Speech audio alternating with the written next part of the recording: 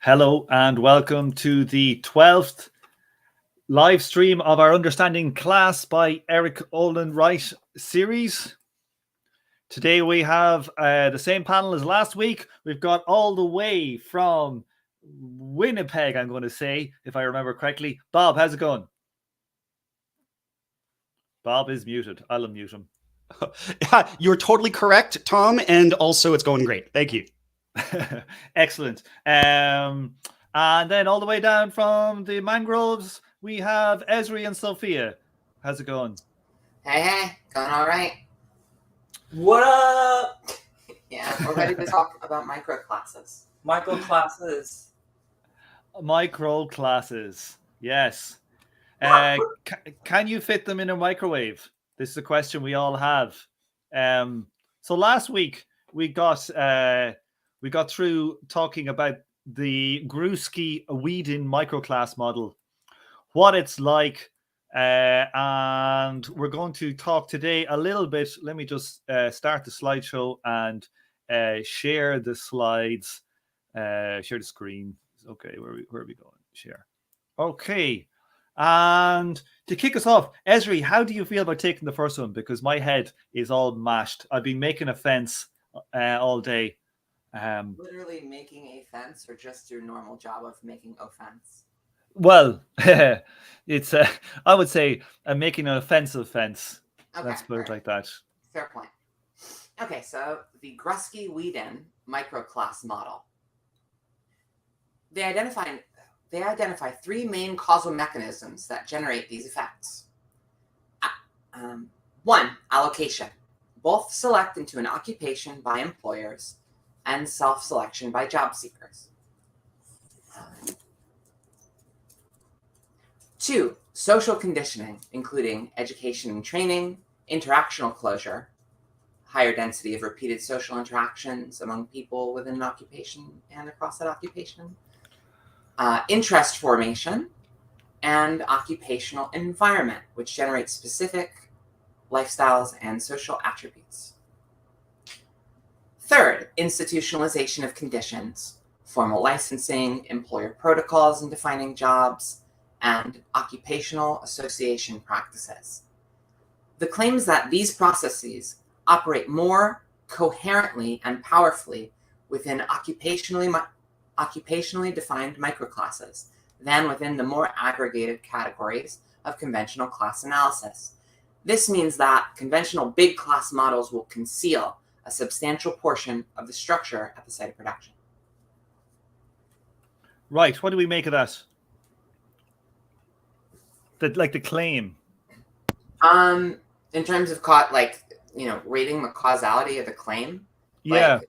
And just to flesh it out a little bit, what I think the effects in the first sentence, I think is the overall predictiveness of a microclass model, and this is their attempt to sort of iron it out. Is that right? Sorry, say it again. Sorry, I somebody just came into the room. So could you just repeat the second pinpoint? Sorry. In the sentence, they identify three main causal mechanisms that generate these effects. I think these effects here is the sort of model of microclass consciousness that has predictive applicability. Is that right? Yeah, I think so. Yeah. Yeah. So I mean, in terms of that, I think that this is a lot more visible and obvious to people. That's why there's jokes about different types of professions and the types of people attracted to different types of professions, or something like that. You don't see stand-up bits about the bourgeoisie and the petite bourgeoisie walk into a bar. I mean, I'm sure you do now for really micro defined yeah, I'm a hostess comedian, There's jokes here, but before that, sure.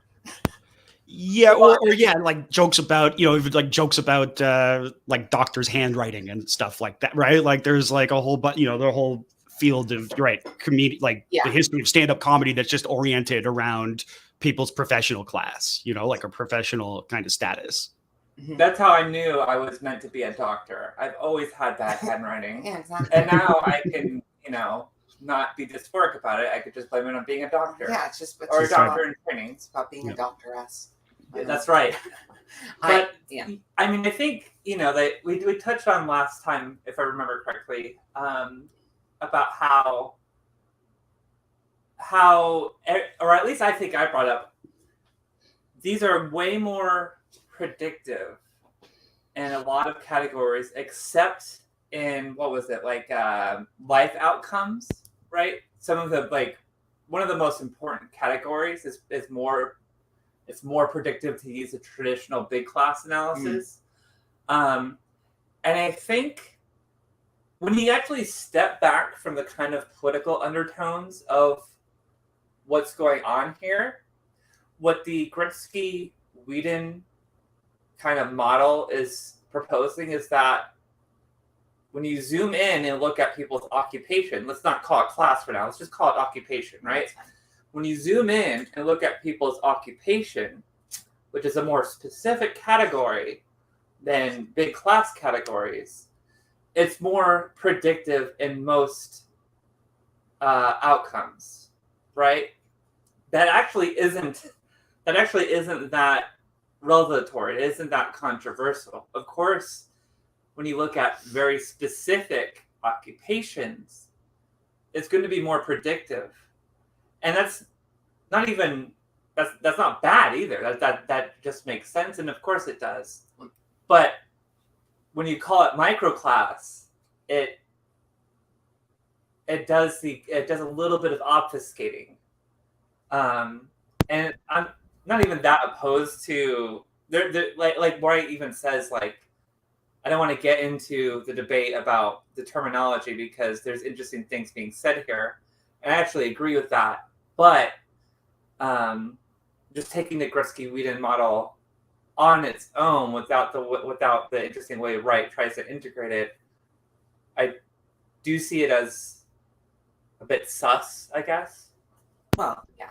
Yeah, I think it all depends. And I think it's what you're saying, sort of, both you're saying like what it is you want to do it for, and if you're and what the level of analysis is. Like I think I mentioned a few weeks ago, right? Like what some of this argument reminded me of was like a lot of that kind of Bourdieu style field theory, where Bourdieu was trying to claim, and like Pierre Bourdieu, the sociologist, trying to claim like the 70s and 80s, right? Like, oh, like how much more so than like your big class position, like how much, like what type of field you were in, in like informed like what you believed, the type of cultural like, so for instance, like by field he meant like, oh, like the journalistic field, right? Like journalists have a very specific type of, cultural capital, sets of expertise, credentials, and so on. That's different than being like a medical doctor, or someone's financial planner. Even though all three of those could be considered, like members of the petit bourgeois or something like that,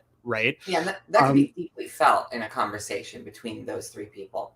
Yeah. Like, oh, you think like a financial manager. Well, you think like Yeah, or think about the way, I mean, it's a bit flattening, but like the way people talk about like the phrase tech bros or something like that, that flattens a lot of stuff, but it's like, oh, like who, like it's not necessarily like a coincidence, I would argue, for instance, that so many people in those professions gravitated towards a kind of like libertarian pseudo-Austrian internalized understanding of currency and finance that brought them towards crypto. Right.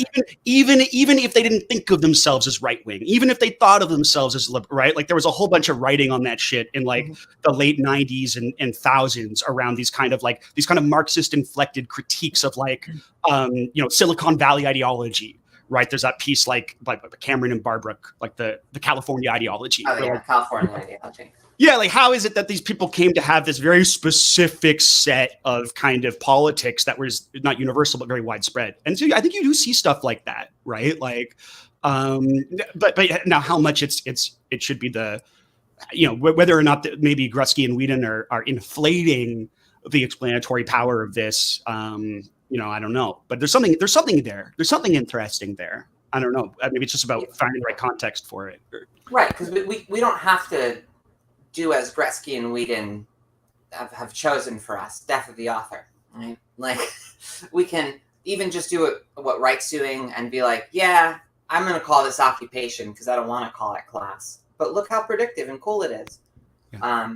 And I mean, the obvious thing for me is that if this is where the predictability is, this matches with like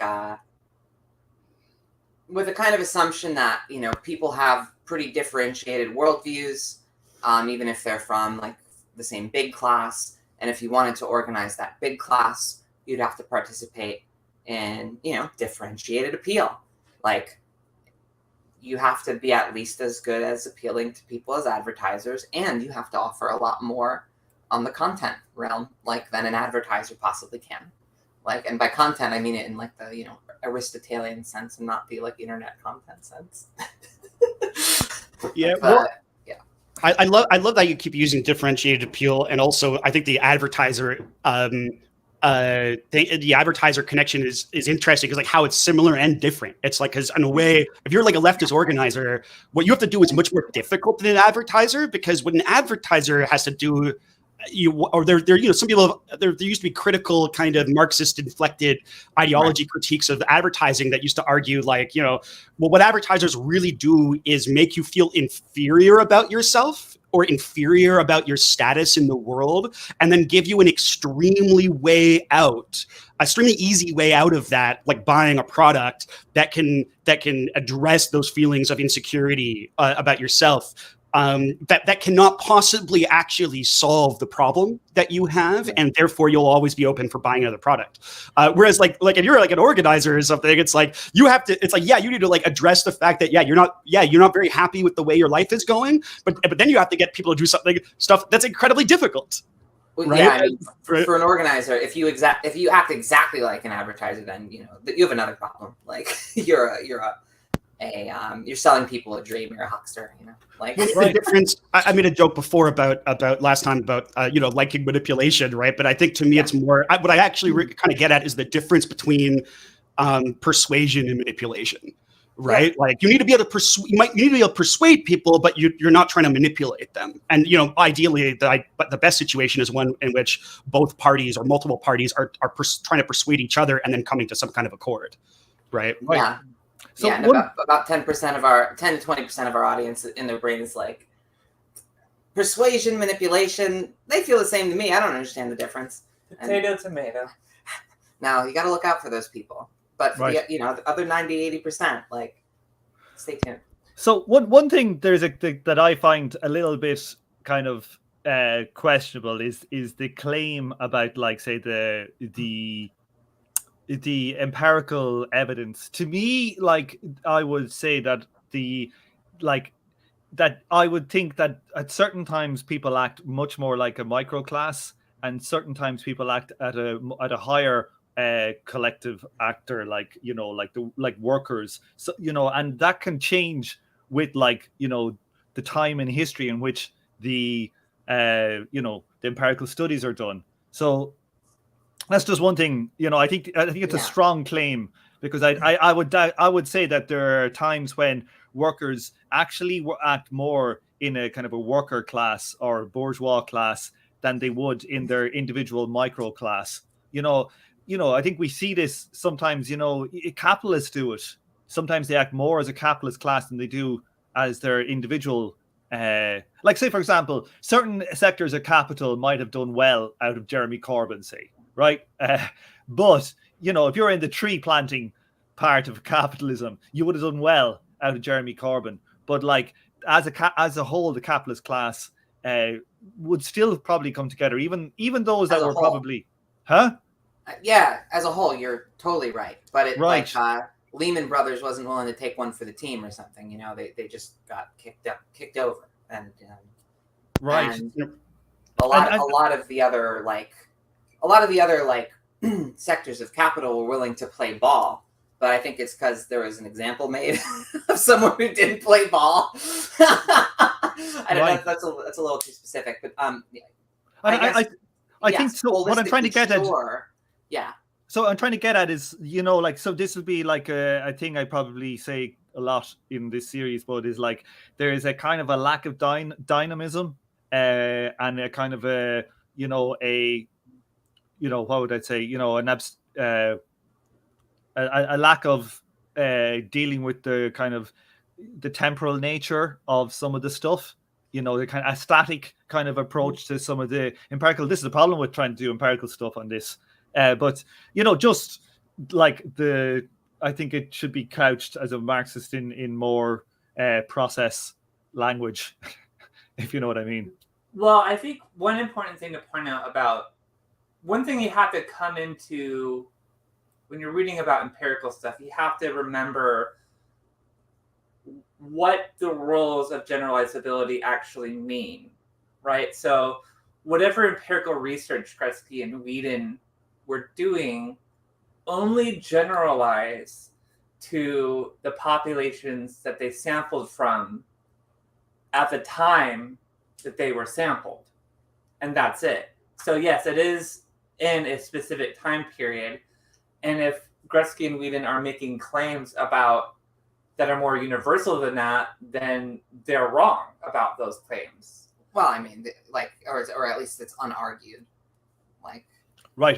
This is just something that when you're doing like empirical research, you're taught that you have to look at what this should generalize to, and don't make an argument that overreaches that. So be conservative about how you generalize. And that's where the difference between empirical research versus reporting on popular reporting on empirical research kind of falls apart. Reporting will often make, this is just an example to illustrate my point. Reporting will often make something sound more universal than what the researchers actually planned. When you read a conclusion of a decent empirical paper, they're often giving a billion caveats and things that need to be studied further.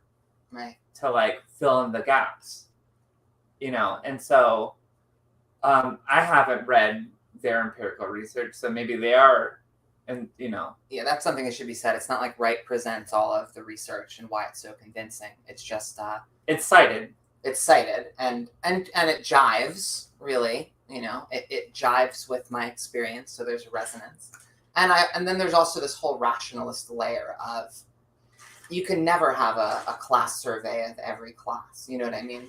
Of every class relationship ever. And so for Marxists, they're trying to generalize about these things. You have to break from the empiricist realm at some point.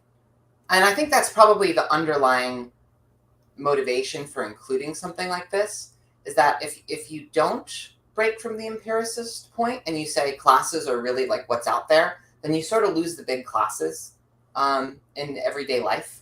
Yeah. And if you allow for some rationalistic abstraction, then you don't lose the big classes in everyday life. And you can also have, you can have some of your empiricist lunch too, for free. Yeah. It's I can't remember where this was brought up, but the idea of going from the concrete to the abstract as being the real dialectical method. Oh yeah, it's you go from the concrete to the abstract, and then from the abstract back down to the concrete, you see, which is, I don't know. It's just something I heard a lot. When I feel like Rosa said that. It's not but I don't know. Anyway. It's something I heard a lot in Trotskyist Scientology circles. Hell yeah. Yeah. Well, I think the next slide, actually, what happens when you make these slides, a month or two ago, and then you get to talk about them. Then usually the next slide answers the bullshit that you've just set out. So, Esri, do you want to take this one then? Fuck it. All right. Unless anyone else wants to go. Okay. So, Gretzky and Whedon et al. Have set out to empirically compare the explanatory power of big classes and microclasses, and to see how the relative strength of their effects has changed over time. There are two general results of importance from this work. One, microclasses generally have greater explanatory power than any of the models of big classes for a wide range of individual level outcomes. The only variables for which big class models do reasonably well relative to microclass models are those most closely connected to life chances: education, income, and wealth. Over the last several decades, there has been a general trend in the weakening of the effects of big classes, except for the associations of big classes with life chances. whereas in general, there have been no such trends of diminishing effects for microclasses. The final conclusions of their investigations is that sociologists interested in the consequences of how people are located within a system of production should devote their primary attention to occupationally defined microclasses rather than the traditional big classes. Right. So this is kind of answering my kind of point. But so I think this is extremely interesting. Like that, as we see the working class as an organized class for itself dissipating, we see the actual the explanatory power of that class, of the big classes diminishing. It seems like, to me, it seems to make a whole lot of sense. Mm-hmm. Yeah, if you have a level of quote, post material, or just the level of material security that may be starting to fall apart with empty shelves, so to speak, it does make sense that you have a proliferation of the causality of something more concrete, closer to the nitty gritty of everyday life, the profession, the way the profession shapes the person. That makes sense. And then when you're dealing with, life chances, this says education, income, and wealth. Wealth, I feel like, is almost tautological because when you're talking about big classes, but I think life chances also was connected to death and life expectancy as well. I could be fudging that detail, but I think I read that somewhere in this chapter. And if that's the case, then as soon as that as soon as you get this a few shocks to that material security, you're going to start really noticing those stochastic life chances, how they distribute. That's literally life and death stuff, and can impact the way people look at stuff. Now, just because it's causally related, it doesn't mean that people are going to consciously be like, oh, of course, this is the underlying universal class model, and I'm class conscious now. They could take it in a whole other direction, and frequently people do. But it's a possibility right there. And if we are assuming that our material security is going to get even more rocky over the coming decades, which I think we have ample reason to believe we should, then it is totally possible that the big classes will make a little more of a causal impact on people's behavior. Now, how that is going to be expressed remains to be seen. It could be that it makes more of a causal impact, or could be that the variables related to life chances become much more salient in people's lived experiences than they would be.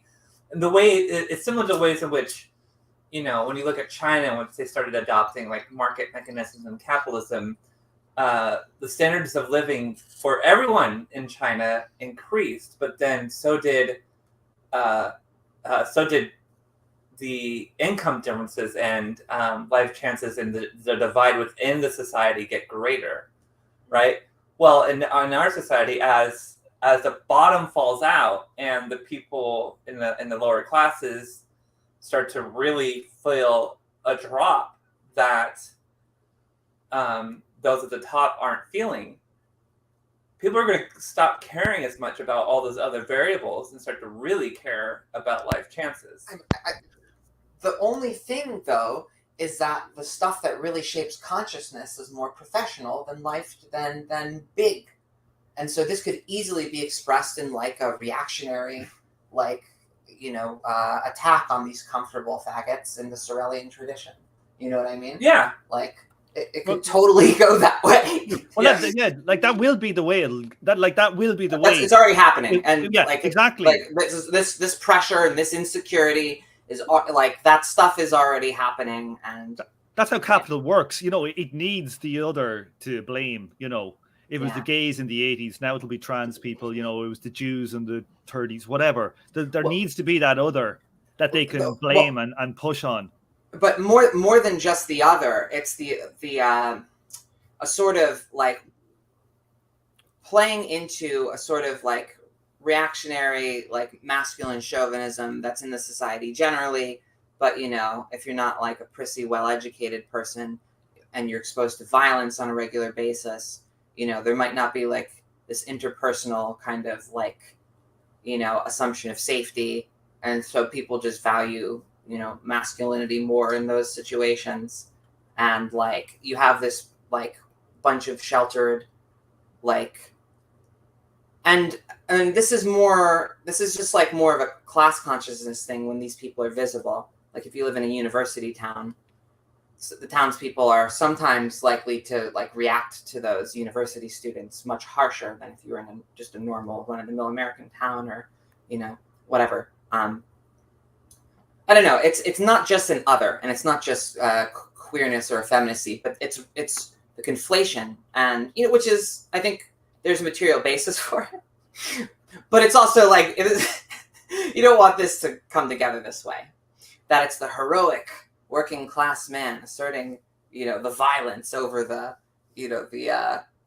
queer bourgeoisie, the effeminates, like because it's kind of clear where this politics goes, and this is the socialist root of fascism. Well, and also, here's the thing, also too. isn't You it gotta the case- point that violence towards the faggy, like white bourgeois guy in the wig, like the old timey founding fathers. He wants him to be like, beat up that gay man.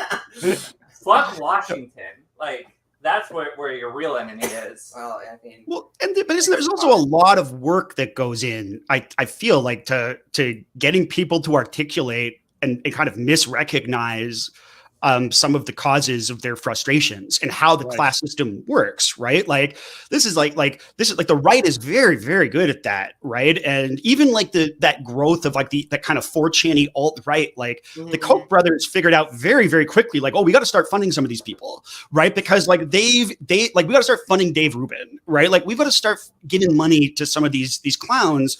And kind of integrating them because like they've tapped into something that seems to mix a weird combination of like class resentment and all of this like social conservatism, and like we can move this in a place that's good for us, and if it goes in another direction, it's really bad for us. So it's like you always like that. I mean, I guess this is where I kind of come back to persuasion and your discussion of differentiated appeals, right? Where it's just like like they're like the enemy or whatever is doing that shit all the time, and they never stop, and they've got a lot of resources, institutional networks.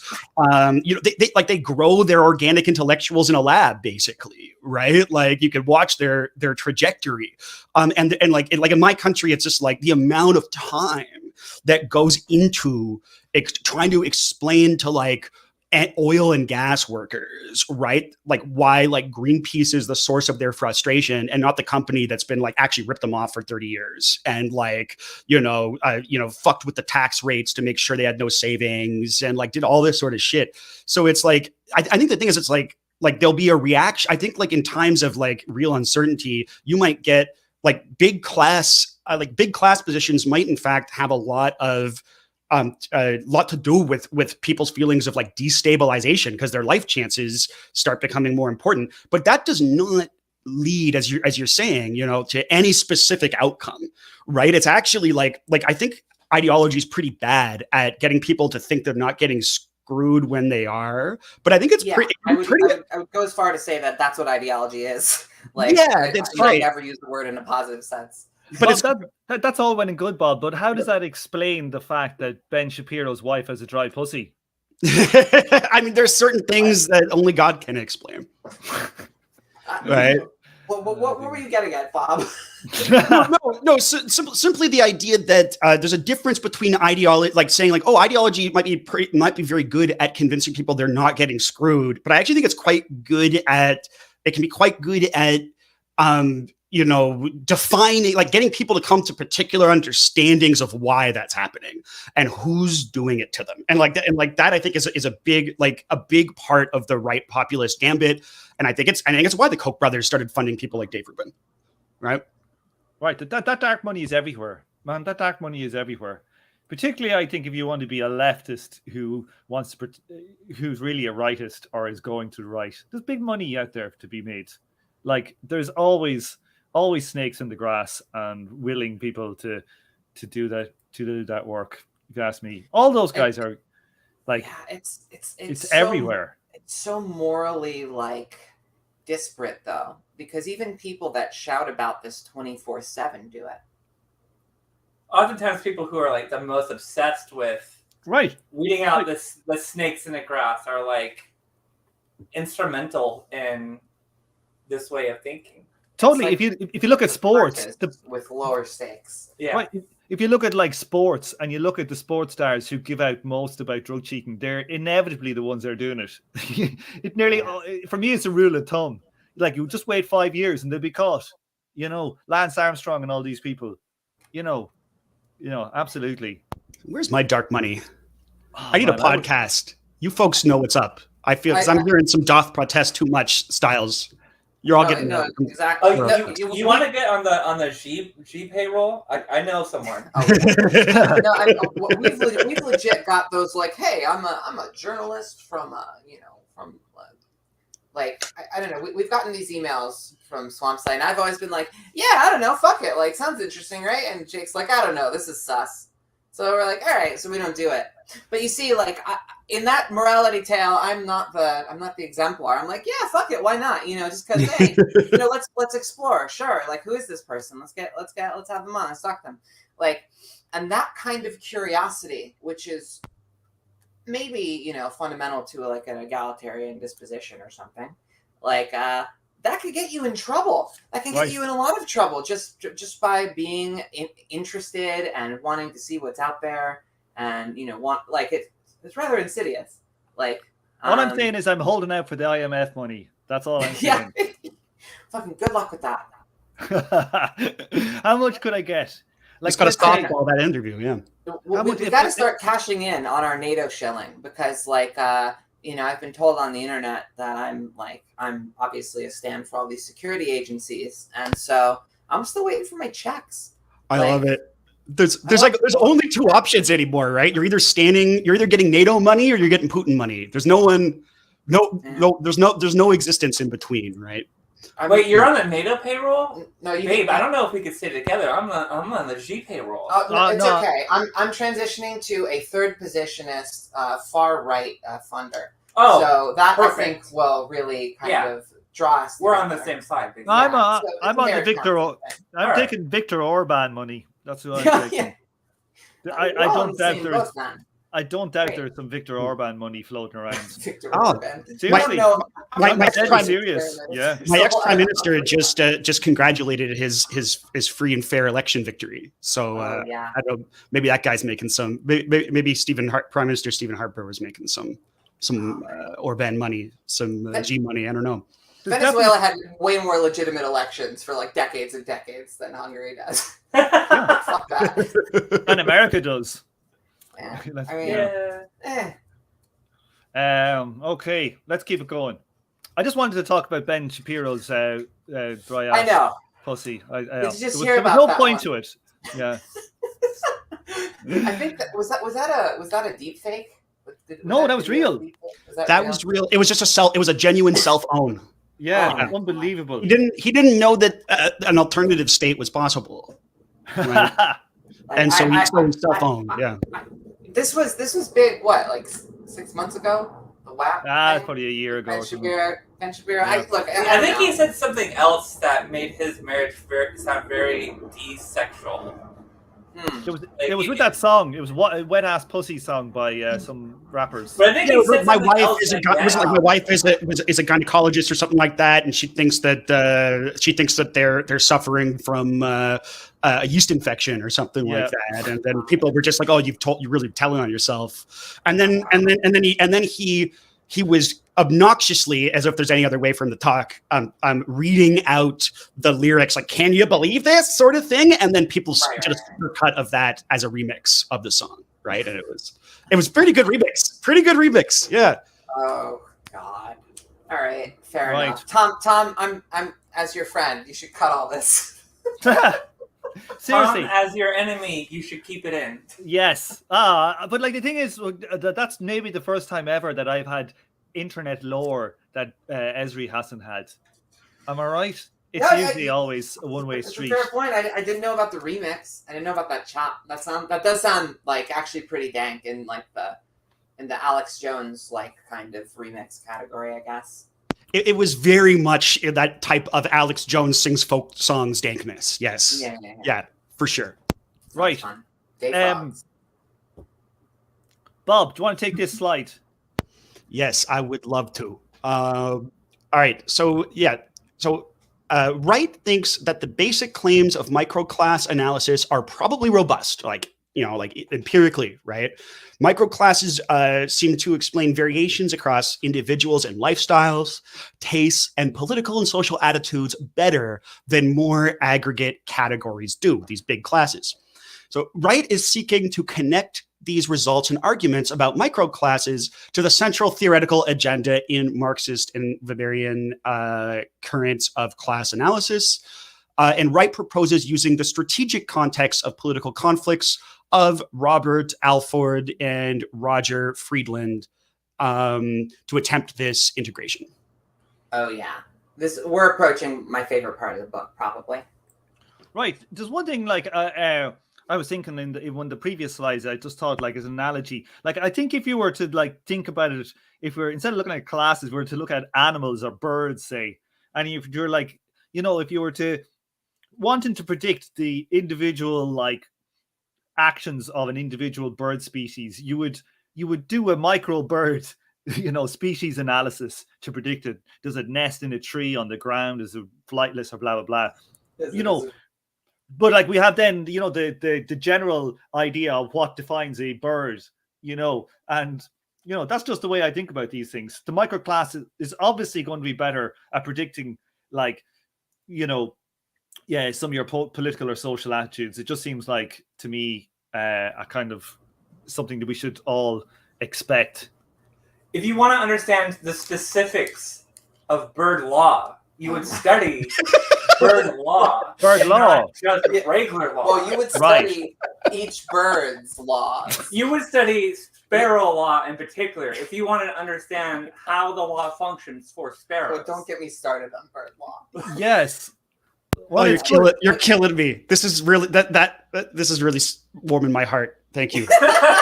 That's one of my all right, that's great. Thank you. Yeah, we've broken down into a discussion of bird law. I never even thought of getting into micro bird law. That's Eric Olin Wright's like singular contribution to the legal theory of analytical Marxism. I mean, also, I think Danny DeVito's singular contribution. Yeah. Well, I guess he wasn't in that scene. I'm not sure.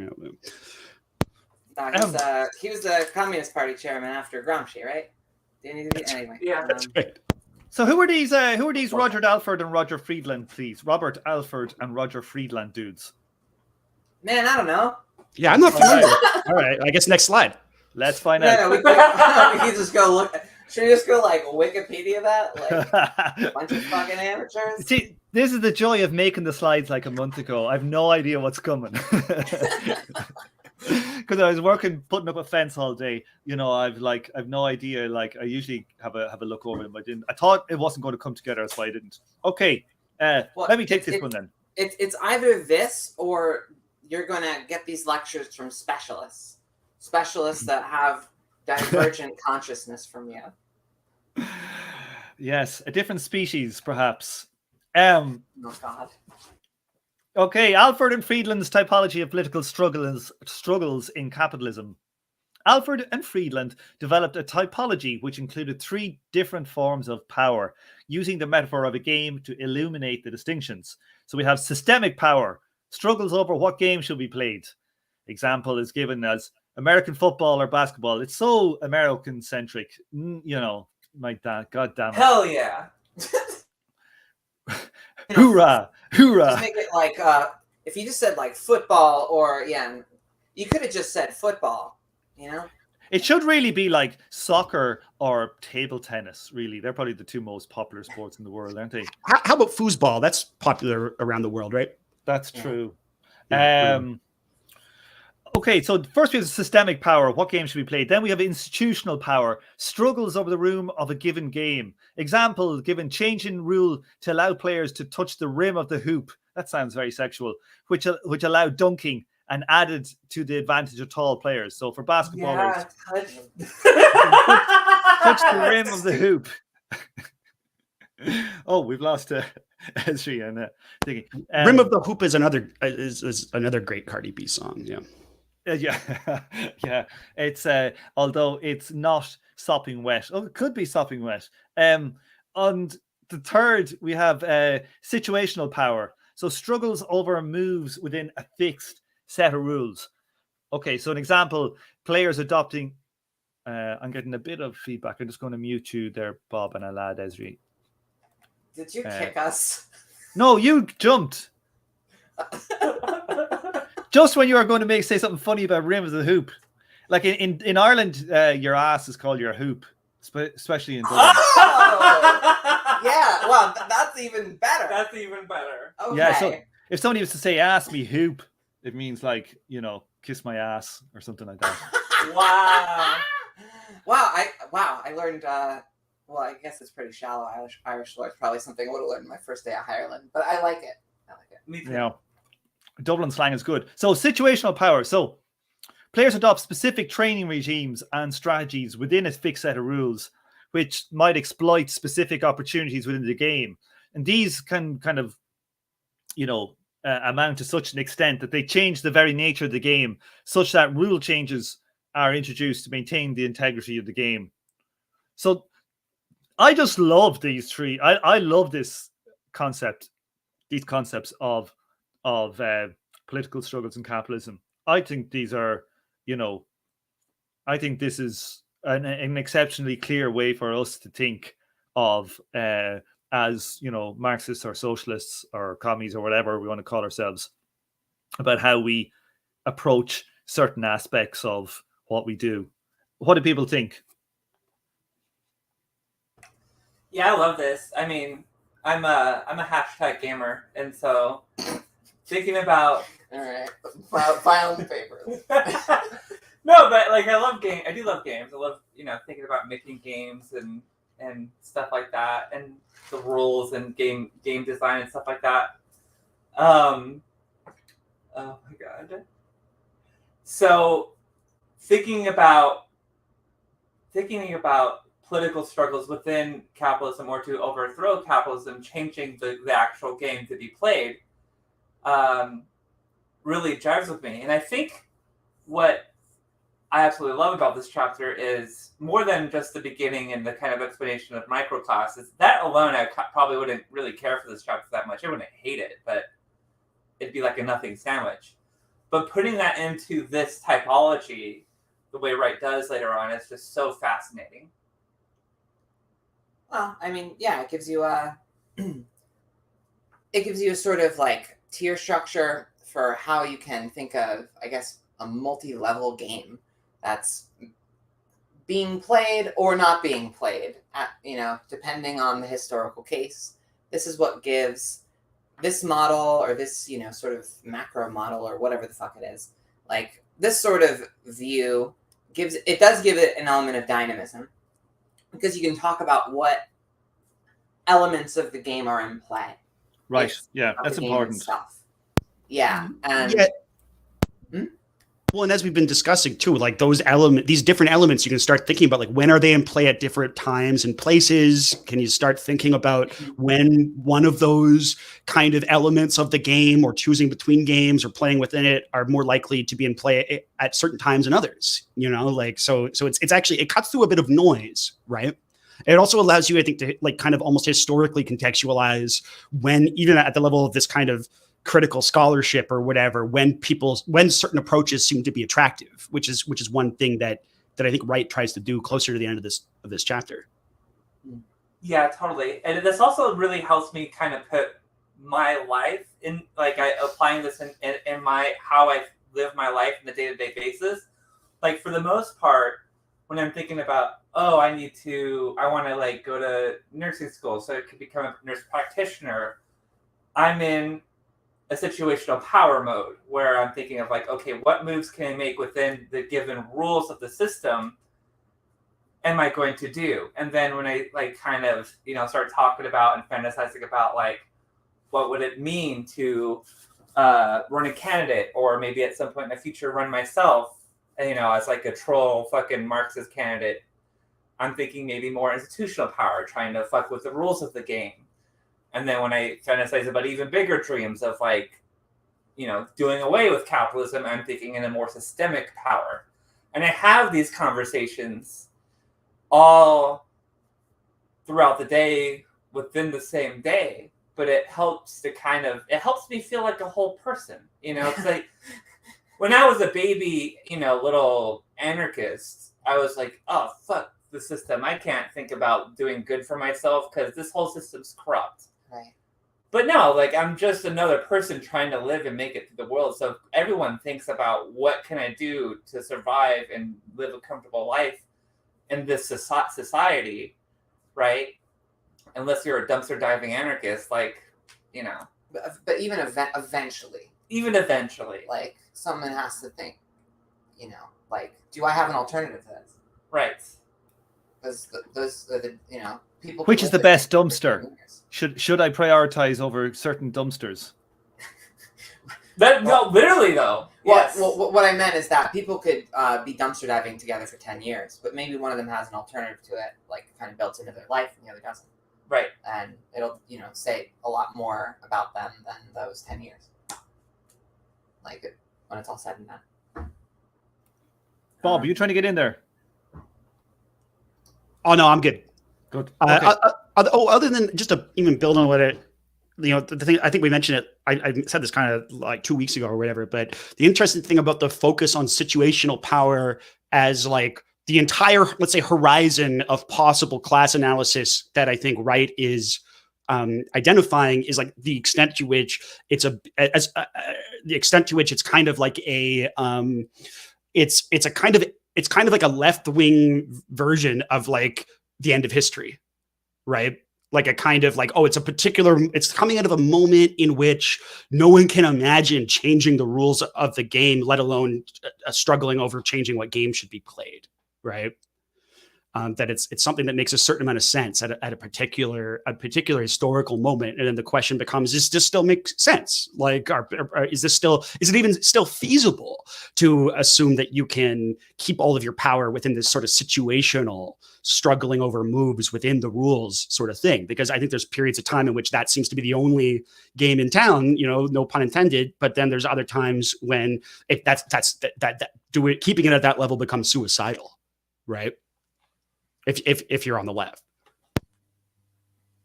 Right. So he's going to go on the next slide here. Do you want to take this one, Bob? Or Sophia? Or Sophia, you haven't done one yet, have you? No, I haven't. Politics and the social system game. Politics can be analogously understood as directed at different levels of the game we call a social system. 1. Revolutionary versus counter-revolutionary politics. Struggles over what game should be played. 2. Reformist versus reactionary politics. Struggles over the rules of the game of capitalism, e.g., what kind of regulations, markets, sectors, etc. 3. Interest group politics. Struggles between social forces engaged in moves within a fixed set of rules over immediate interests, e.g., conflicts over spending priorities, tax rates, state subsidies, etc. The game of capitalism can be played under a wide variety of rules, which matter a lot to different players as they can confer significant advantages and disadvantages to the various players. Right, and let's go to this. So, do you want to have a stab at describing maybe just the last column? Yeah, so there's a table here that kind of very nicely visualizes what I just read, but it adds another column for form of class analysis. So for the system level, what game to play, the form of class analysis that is best suited for that level is a Marxist form of class analysis. And then at the institutional level, or using this metaphor, the rules of the game, a Weberian form of class analysis is most appropriate. And then at the situational level, which is focusing on what moves you can make with a given rule set, a Durkheimian form of class analysis is most appropriate. Yeah. And so maybe to refine our understanding a little bit from before, because I mean, you have a really good kind of sense of how this model can include a human being in class analysis, which is rather nice, and you can situate yourself. But in the situational level, there is still a sociological sort of greater interests than yourself as well, and it right in this chapter says basically for a lot of our politics is simply collapsed to this Durkheimian realm, which can take the form of stuff like lobbying as we understand it in Washington, that sort of stuff, and the kind of so it can describe rather big social interests, but it's much easier to see yourself in those social interests sometimes. Well, and I think also when it comes to lefty activist shit, right? Or not even just left wing, but people I run into in my day-to-day life and people I know throughout my life who are often sympathetic with my perspectives. They all are often very focused on, but we still gotta vote Democrat, vote blue no matter who, because they're stuck in this situational level, and talking anything beyond that, even trying to drastically change the institutional level, once Bernie loses, they're just no, we can't really reform the rules of the game. We just have to, look out for certain special interests which do impact me personally, obviously. Even the worst Democrat tends to be better on LGBT rights than Republicans, but it's maddening that most people are so stuck in a situational level. Of course, we're never going to be able to move on beyond that. Yeah, when the level of crises that we're about to face, or at least at the institutional level, if not the systemic level. Yeah, and if we're really going to address climate change, it has to at least, bare minimum, be at the institutional level. And yeah, or even the I think level of difficulty getting to the institutional level, because for American progressives or people, prisoners of the American dream, people in this nationalistic bubble, who the best they can hope for is people start interpreting the Constitution to be socialism, and people really hoping that they can just sort of change rules of the game until you ship a Theseus the whole game away, which is more or less, I think, Eric Olin writes, politics, with respect. Yeah. I think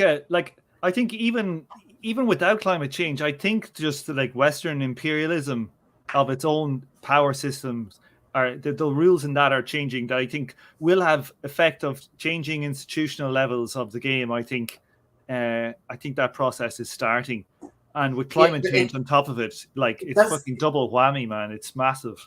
But it's you can't do it through the prescribed mechanisms for doing it. There has to be some unmitigated disaster that finally some pile of garbage that's been stacking up that finally collapses, and then people are oh my god, this happened, and then you have some kind of executive snap decision or something.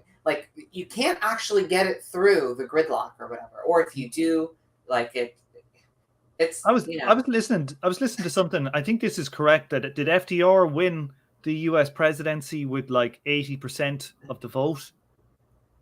Not familiar with those elections, actually. I think he won with 80%. You know, like that sounds reasonable. He was very popular. and that's like, you know, I think like for you to be able to do anything in like the US system, you probably need such a large majority, or you just need to take the fucking military and, you know, I'm not even talking left or right wing. I'm just talking about to be able to break through the kind of, you know, the stagnant rules of the game. You know, this is a Republican like story, and I'm small r, but like historical Republican, like humanist tradition, like, you know, Italians like killing each other in sword duels over letters, like, and writing each other flashy epistolary like notes in hopes that history will notice them, like calling back to the Roman republics and stuff. Like when there becomes, you know, bureaucratic lard that you can't get through, people start pining for some good old executive action. And, you know, this is part of the old humanist like fable of the undoing of republics. If you watch the prequel trilogy of Star Wars, it's a you know, sort of contemporary take on that, maybe. Where does Jar Jar Binks? Where does Jar Jar Binks come into it? You know, Jar Jar Binks is, of course, the Vox Populi. Jar Jar Binks actually represents the dupe who supports the executive action that leads to the empire. Well, no, yeah, the Vox Populi. He thinks so. Okay, so he's being tricked by the demagogue. Yeah, he's just this rube who's seeing the good in people and doesn't understand that this demagogue is going to destroy democracy. Fucking Jar Jar Binks. I'm not even kidding. That's the canon of Jar Jar Binks. Yeah, he supports Palpatine's expansion of executive power. Yeah, it's literally like a retelling of an old Republican tale. In fairness, though, Palpatine's plan was very, very subtle, so it was hard to see. It was very subtle. Yeah, it was hard to see it coming. Both sides, you know. Yeah, because he's like, because they really doubled down on the anti-Semitic stuff in the prequel trilogy. Anyway, don't forget there's a little xenophobic stuff in the first one too. Well, of course, yeah. We've been watching Clone Wars. That stuff's just all over the place. Yeah. Like, I'm doing a big plan in the back room, you stinking Jedi. Yeah. There's even an alien with a huge nose that was rubbing his hands. Oh yeah! Oh my god! Insidious, yeah. Talking about he's like a financier. He's like he was a banker. Yeah. So, you know, Tales is all the time, people. I mean, makes the Ferengi look woke by comparison. Well, I went to watch Minions' new film with my kid on his birthday. Jesus Christ. Minions. Have you watched it? No, but Minion memes are I've only seen the meme. Yeah. Oh my god. It's like anti-Semitic, like the main character is just obviously like just oh man. And big nose, you know, evil schemer, but they're trying to be on the side of him. And then they also have all the minions who are small and they talk in kind of like Mexican accents and they're happy to work for other people, you know, and for no pay by the looks of it. You know, it's just fucking grim. Well, the thing that stands out about Minions is the just following ordersness of it. Yeah. Like it's cheerfully following orders. Right. Of like someone who's evil. Right. Yeah. And they talk with a Mexican or sometimes a French mix, you know. Wait, so they really. Yeah, I've never seen a Minions film. I have no idea. I've like heard like I was shocked. Like, a minute of them talking my entire life. Yeah, we're kind of like right, and like no, they actually use or like, but they use Spanish words. You're telling me that they break out into like a Cheech Marin like kind of. They basically. They do use Spanish words, and sometimes they'll use French words, but the majority of them are Spanish, and they talk to them fast and high, and you know they just want to work for their master. No fucking pay. That's why boomers love Minion memes so much. Well, I assumed it was reflecting the source material because it just seemed so like in there. Why would they gravitate towards it so much? Like, because I always thought that was so strange. I was just like, there's something like those minion memes are so weird because they never seem to have much connection to the minion as pictured, and like there never really seems to be any allusion to the plot of one of those movies. Not that I guess I would know, but there's always just like, oh yeah, some kind of like reactionary boomer received wisdom, right? That's just like the minion is on the screen. The minion is enough to get over the idea that the accepted wisdom makes a certain amount of sense, right? Like all I know about the minion memes though is I'm on like the terrible Facebook meme subreddit where it's like 80% minion memes, right? And it's just like nothing, and I'm just like, what the? There's no real connection to it other than there's just a picture of a minion and then someone's awful fucking opinion. So now I'm like really curious. Yeah, and some relatively tame fart jokes too. I think sometimes, yeah. Like check out banality of evil. The latest Minions films. I hate children's films. Like when I go to the cinema with my kid, I immediately fall asleep. I start snoring. It's embarrassing. I cannot stay awake. But I managed to watch a bit of this. I was probably asleep for half of it, and but like it's actually quite funny.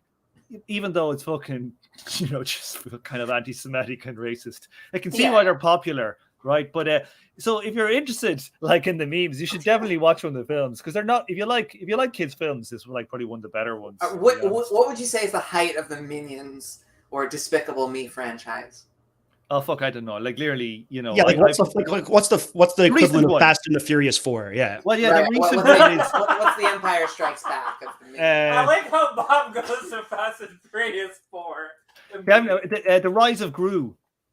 Right. Yeah, I think it's the Rise of Gru. Oh shit, I meant 5. Fuck. All right. Yeah, don't take away my podcast guest privileges for that oversight. You differentiate. It's like Tokyo Drift, man. Like it's okay.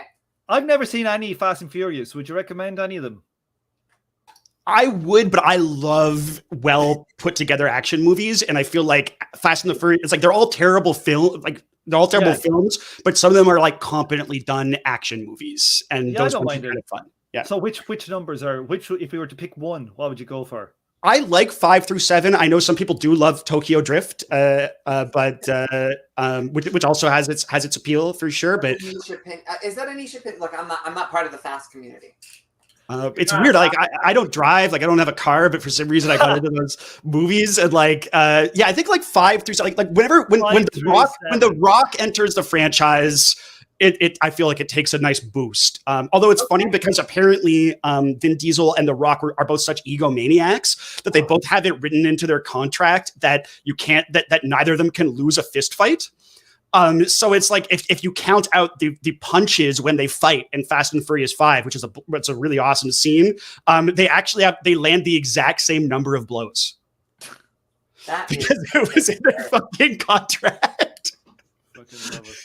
So that's like situational level politics to bring it back, right? Yeah, The Rock's interest versus. Yeah, that was a great hook back in. That's basically Bob saying, "Fuck it, guys, I got to go in an hour. Let's move it on." Okay, Bob, do you want to take this slide then? Yeah, let's do this. Okay, politics and the social system game. So. Wright says, real societies are much more complex than represented in this model.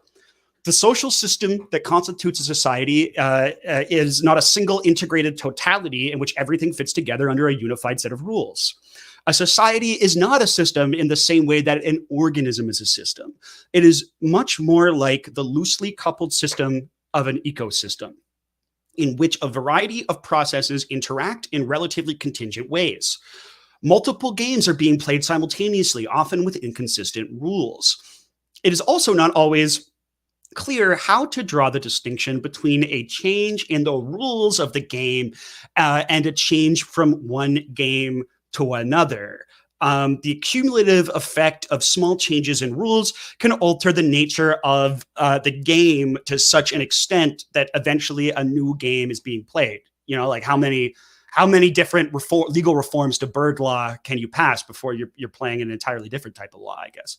The idea of evolutionary socialism can be interpreted as a transformation of the inner nature of the game of capitalism by gradual changes in its rules, which is just what was said,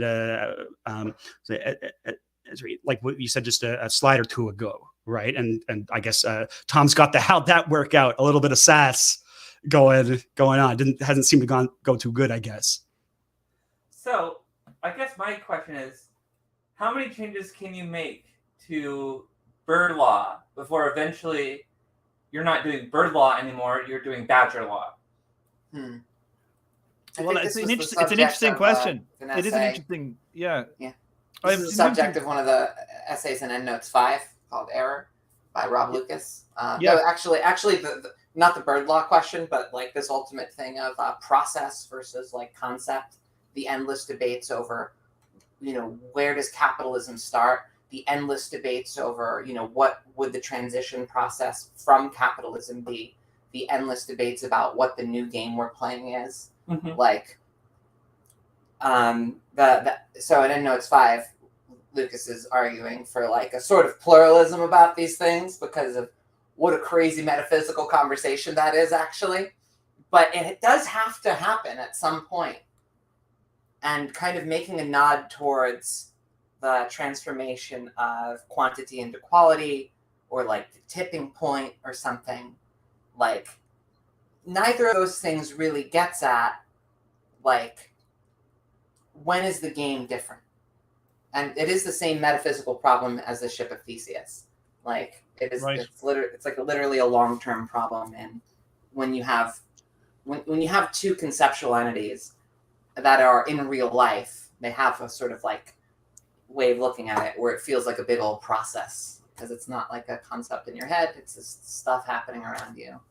Especially social forms that reproduce themselves. They're very like, I don't know. Sorry. I do think there is one thing I feel like at least I can point to. Like the specifics of it, you can really get into the weeds and get too metaphysical. So I do agree that some pluralism is necessary. But I think one thing that I could point to that has to happen for the game to actually change is that however you go about it, the game is meant to empower the capitalist class specifically. And until they are no longer empowered, you're not going to be able to change the game really. As long as they hold the ultimate levers of power, it doesn't matter what you do. You will eventually run into a roadblock in changing the rules to where you're never going to actually change the whole ship, using the ship of Theseus metaphor. Yeah, one thing that it's really that this whole discussion kind of reminds me of is that like kind of like like Gramsci's distinction between like an active revolution and what he called a passive revolution, right? And so like an active revolution was a revolution in which like the actual mode of production was changed, and as such, the class forces that kind of led the block or whatever or ran the system changed. But like what he was always, I think, really interested in, I always thought was like the idea of this passive revolution, which is what he thought that like both fascism in the 30s and also like the rise of like Fordism in the United States through the 30s and 40s was like, which was that like, some form of capitalism somewhere goes into crisis and certain actors attempt to reconstitute the system, and the people that have the advantage are always like the capitalist class, because they're trying to alter the way capitalism functions in a particular time, but they're not giving up their class power or changing the mode of production. And so there's leeway for reactionary forces and for capitalists. Okay, well, which segments of labor do we banish from the system, from the block or whatever, and which can we incorporate, or like are there maybe particular factions or fractions of capital are more like finance capital is ascendant under neoliberalism, and where manufacturing capital was ascendant under like the post-war kind of Keynesian Fordist era of like North American capitalism, right? But like if you're actually trying, so it's like that's a much lower bar to clear. Like the right populist bar right, is so much lower to clear in the present moment than if you are like a leftist who believes that the problem is the game of capitalism, right? Because maybe like these little institutional politics can help you in the context of a passive revolution, like reorganizing how capitalism functions. But if your goal is to actually get beyond capitalism, the historical record seems to say that institutional politics ultimately might undermine you, right? Yeah, so that's really like the tragic story of institutional politics. When I think of what went wrong with like British feminism, for instance, I think about that there was a sort of like successful like second wave sort of institutionalization of feminism in Britain, which, you know, in some ways it's quite admirable. Like in the US, there was the Equal Rights Amendment to the Constitution that was shot down. And there's, 40 years like humiliation of the women's movement or something. Like, it's like a pretty grim story. But in the UK, there were some real victories. And, because of further institutional victories of the working class, there was a national health service. And someone else can answer this better than I can, but how's abortion access in the UK? Like, probably a lot better than it is in the US right now. Like, however, because of that institutional power block, when there kind of comes like a new, historical wave of like gender freedom that chafes at their interest or something, or that they feel threatened by, they have more power by which to beat it back. So institutional transphobia in the NHS, and then, the institutional kind of feminist like layers of the, like the British kind of political class or whatever, it just seems to be more powerful. And it's like this tragedy of institutional politics, of playing the game that you can play. And I think some people would quibble over, is access to abortion, really a capitalist question? Let's grant for the sake of argument that it is. Yeah, I don't know. There is this problem with institutional power and like trying to change the rules of the game or something. Trying to change the rules of the game when the capitalists are in charge is like trying to play a game with like a small child, a game that child made up.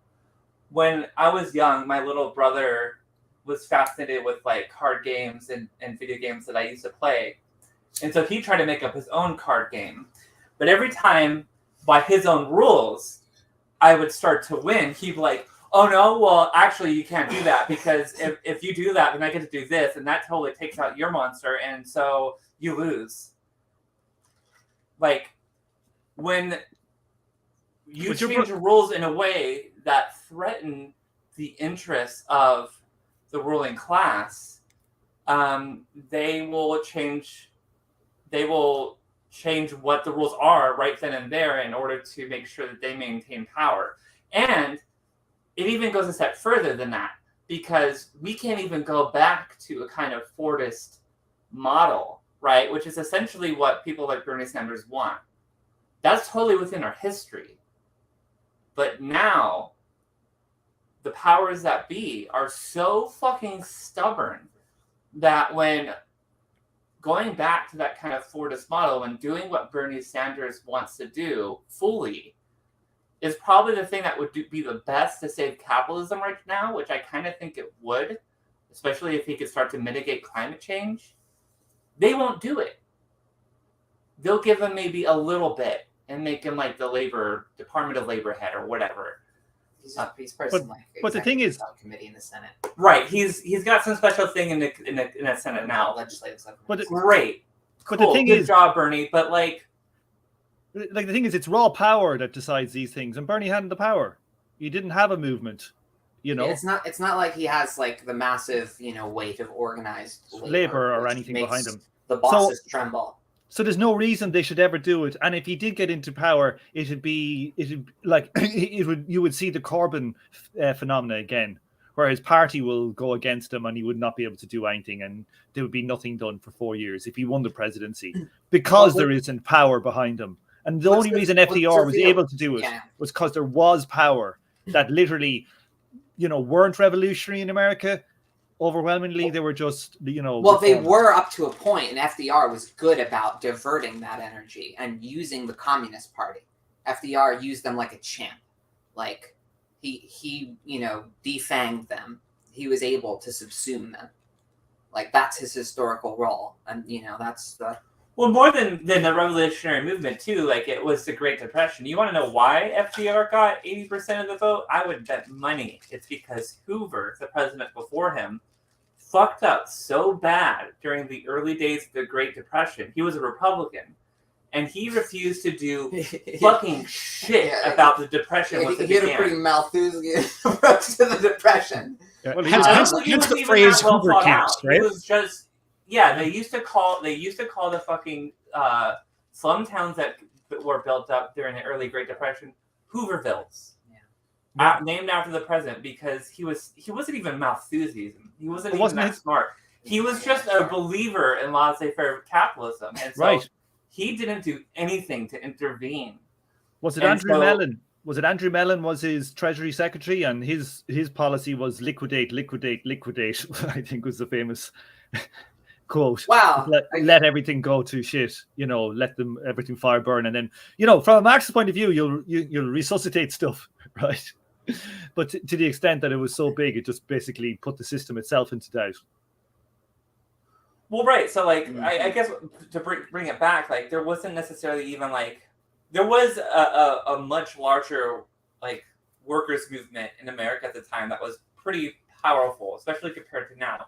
The big thing that changed wasn't the threat of revolution, but there has to be some kind of shock to the system, similar to how in World War I, the Bolsheviks or any of the Russian communist socialist parties wouldn't have really been successful if it wasn't for World War I.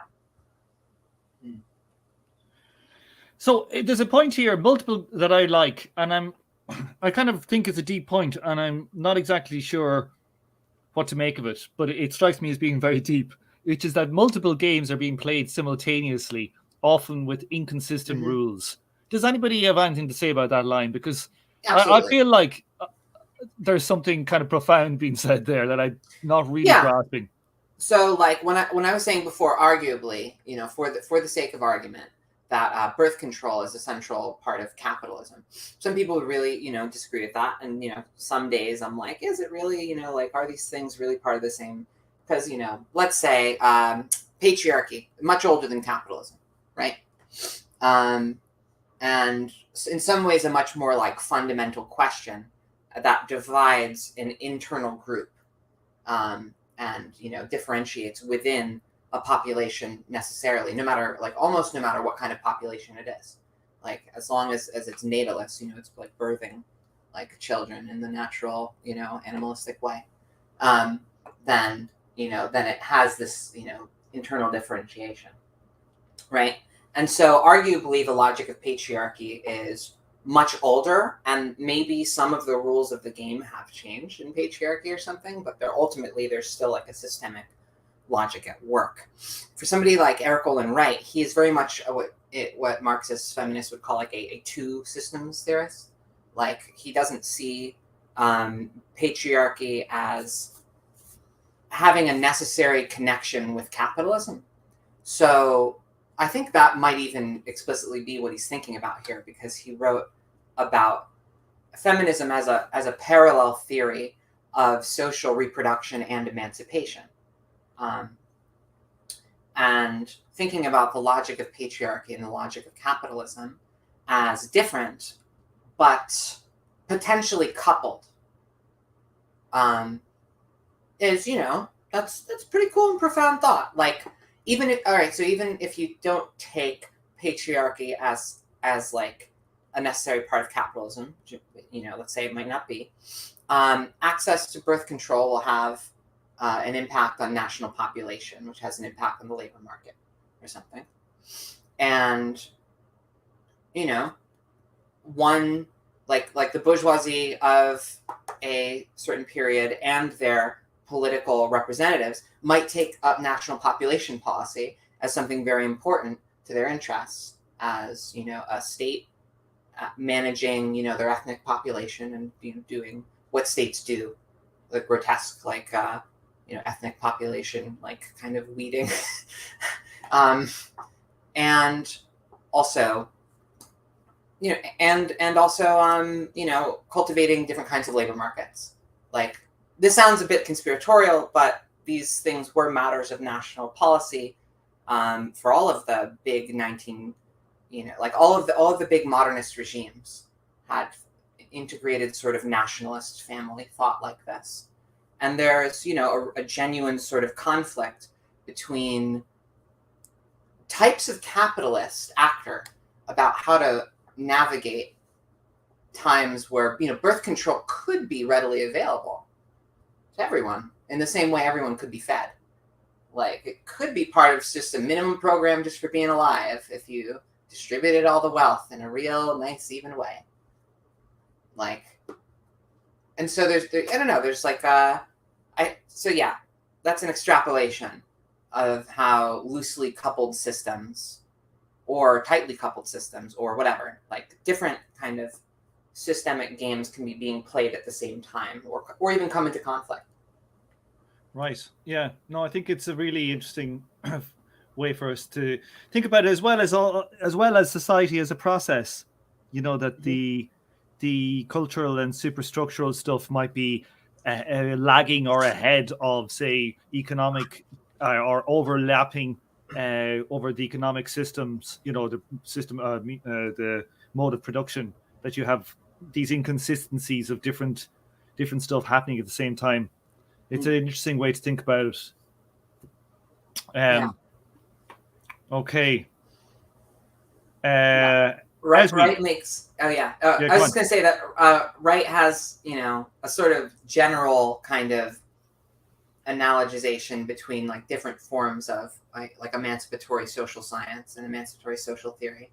That it's a pretty interesting framework. I know it's all situated in this reformist analytical Marxist shit, but it's pretty decent thinking. It's very I don't know, sort of a unique combination of positions. Well, it seems like he leaves in the opportunity for a more pro-revolutionary take on it. Mm-hmm. That he kind of adds at the end of that last slide, we could evolve it until where it's just a different game. But earlier, just changing the game itself was still a part of the equation. Mm-hmm. And so you could just kind of ignore that last bit and it's better off for it. Well, his writing does come off as someone who, at least it was my first experience with Wright, but who's fairly generous, it seems, to the people he's engaging with critically. There's a part of sometimes it feels like he's the world's friendliest diss rapper. It's just he's not Wisconsin, or he lived, RIP, in Wisconsin.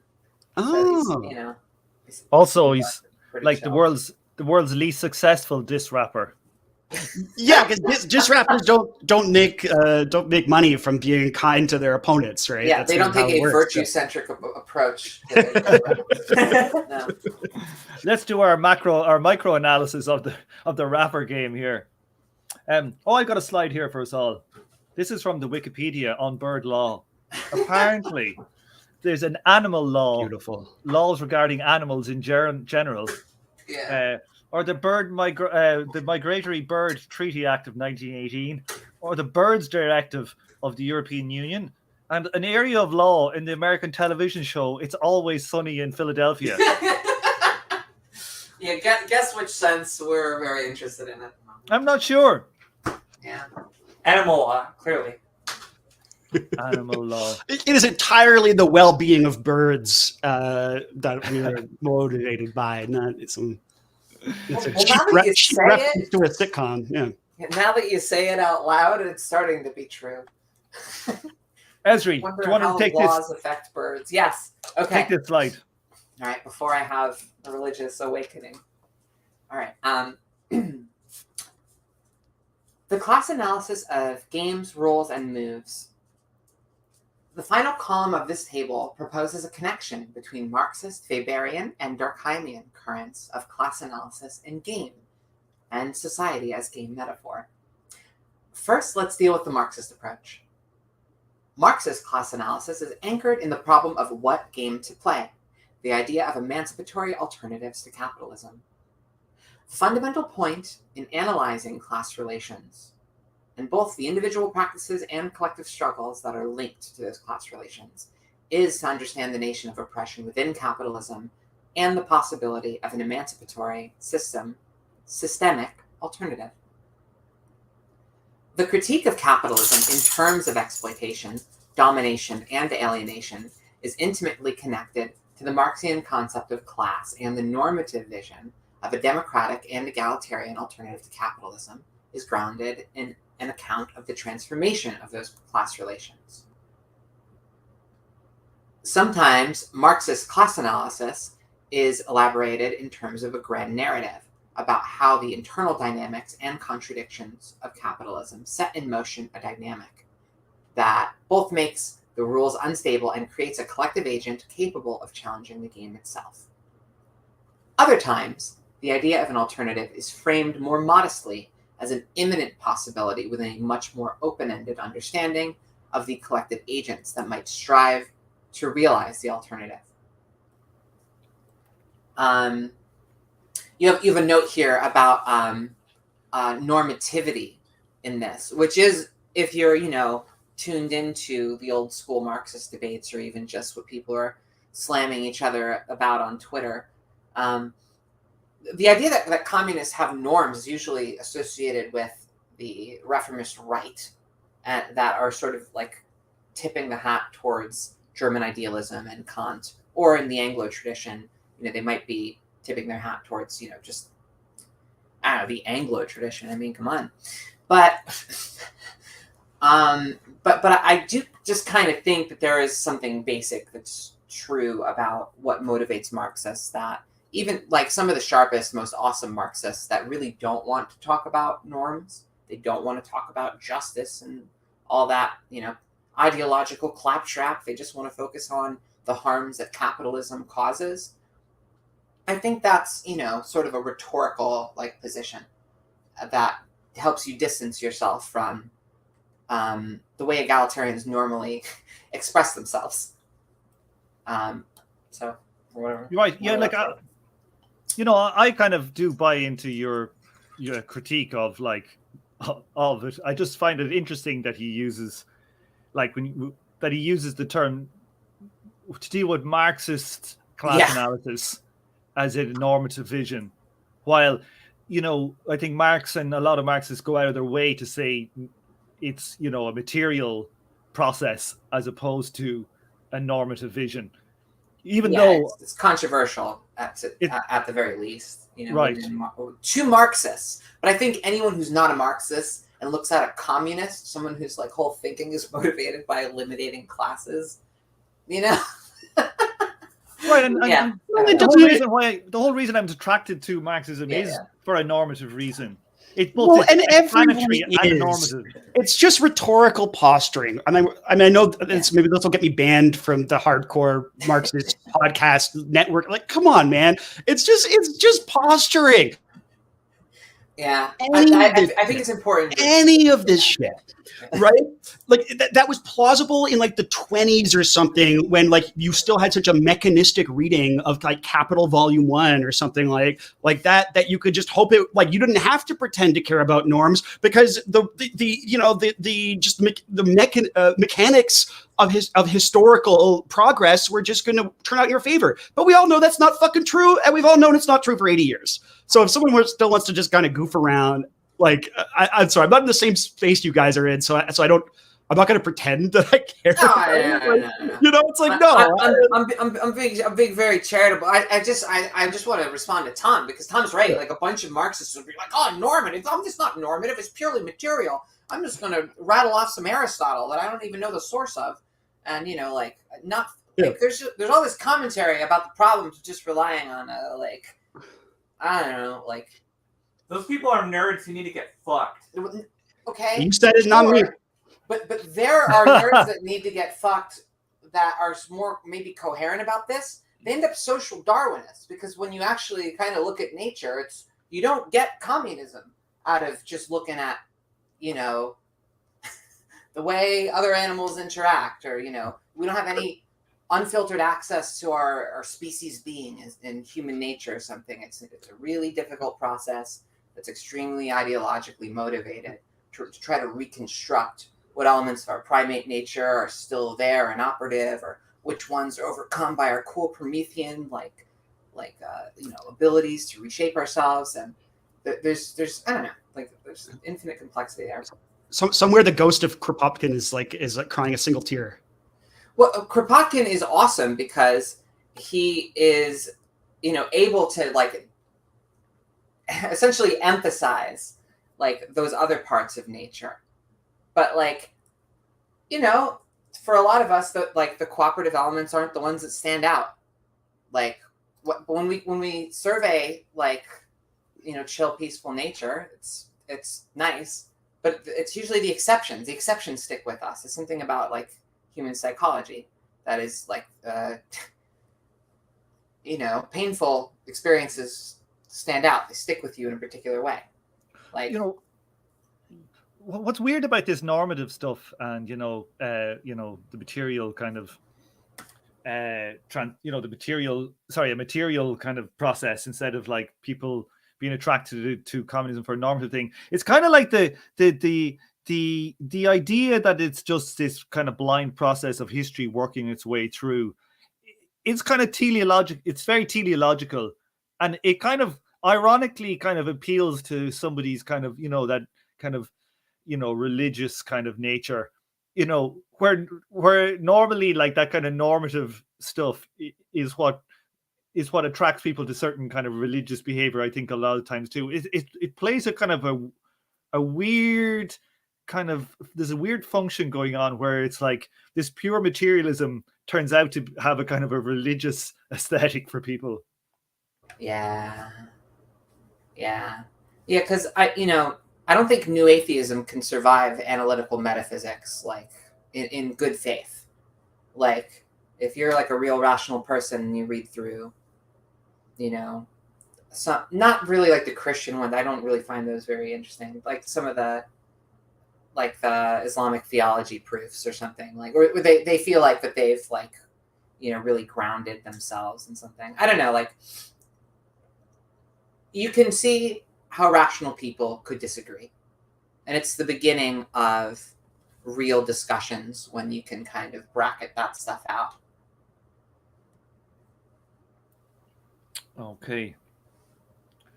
Who wants to take on the Weberian? Sophie, will you take on the Weberian approach? Sure.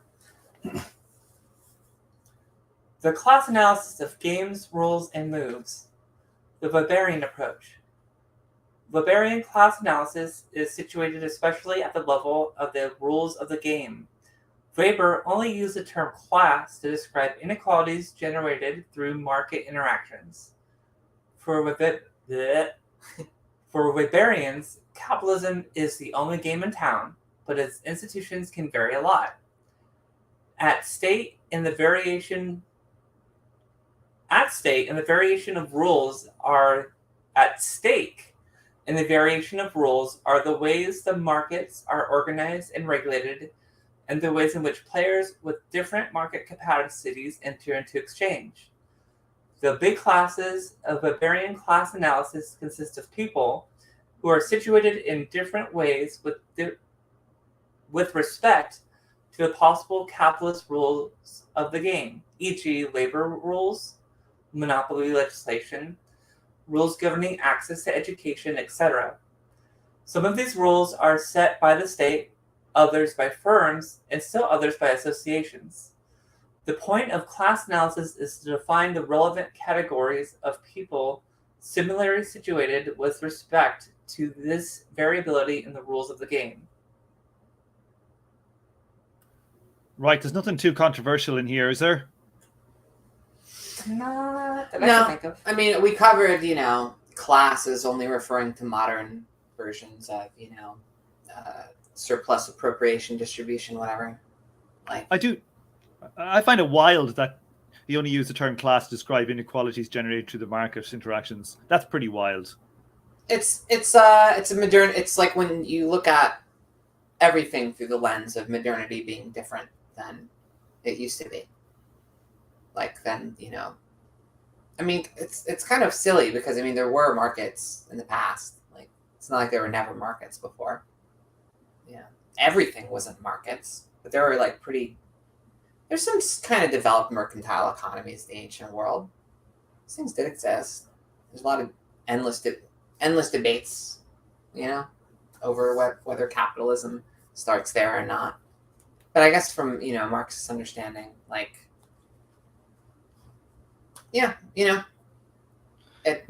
markets are just like they become special in the capitalist period because that's how everything works. And it like kind of takes hold of the society more broadly in a way that it develops in a way that the ancient mercantile economies don't, for reasons we don't have a satisfying account of. It is wild when you I think I was in some really kind of 1,000-year-old Irish church or something, and they have some drawing on the wall, and it's like the blue in it is from fucking Uzbekistan or somewhere, and you're like, shit, man, there must have been savage trade going on at the time. Yeah, there's evidence of kind of some kind of broad material network with even some symbolic stuff, like a lot of fertility symbols appear around the same time. Why? Like across the world. There's a lot of horny people at that time. Well, yeah, I guess so. You could just ascribe transhistorical horniness, which that's a perfect salient explanation. But to be properly Marxist about it, you maybe posit some kind of transhistorical. Okay, sorry. Yeah. Distracted. Yeah. But there's also there's also the possibility that there was some kind of cultural interest that swept from one point to another. That's just something that people weren't really thinking about before. It's a tantalizing thought. Maybe there's a lot more. I don't know. Maybe there's just so much to history that was lost that we don't have evidence of outside of stuff like Uzbeki paint in an Irish cave. Yeah, I made that example up, but there is. Great. Yeah. Cool. I was like, is she going to try and actually remember what country I said? Yes, I thought it was true. No, but it's funny. There is shit like that though. Seriously, there's stuff like no. Yes, of course. Certain blues. I don't remember any examples. I do think it was certain blues are in the Book of Kells came from Eastern Turkey or something, Okay. and that's the 7th century or something like that, kind of crazy. So didn't Emmanuel Wallerstein used to talk about pre-capitalist carrying trade, right? To give the just drive home the idea. It's markets are not new, trade is not new. What seems to be new is the orientation of all social life around those markets and the commodification of all of it, and the idea that all the production in society is occurring, the vast majority of it, for the purpose of selling on some kind of market, right? As opposed to people traded, if you look at the kind of the ideology of neoclassical economics, right? It's you look at those textbooks, you always talk about those textbooks, right? Of how it's they need to try to convince people that I don't know, a first, two different indigenous communities in what eventually became North America were engaged in capitalist production because they traded these one good for another good, right? Which is no, that's not. There's more to it than that. But because that faction needs to naturalize something that people have done for millennia as the same thing as something we've only done for a couple hundred years, depending on your count, right? Right. Okay, I'm going to take this last one, the Durkheimian approach. Okay, so Durkheimian class analysis takes both capitalism and its specified institutional rules as given and focuses merely on the moves of the players within the game.